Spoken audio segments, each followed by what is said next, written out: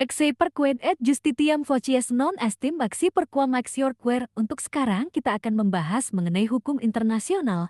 Hukum internasional adalah seperangkat aturan dan prinsip hukum yang mengatur hubungan antar negara serta hubungan antara negara dengan individu, organisasi internasional, dan entitas lainnya di tingkat global. Sumber hukum internasional, menurut pasal 38 Statuta Mahkamah Internasional, sumber utama hukum internasional meliputi: pertama, traktat atau perjanjian internasional.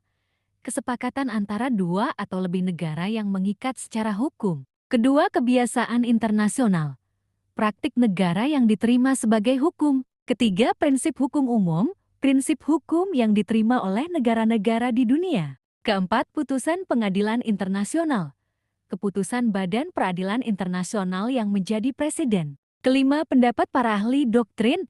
Pendapat ahli hukum yang dapat digunakan sebagai referensi dalam menyelesaikan sengketa. Subjek hukum internasional. Subjek hukum internasional adalah entitas yang memiliki hak dan kewajiban dalam hukum internasional. Subjek utama meliputi negara.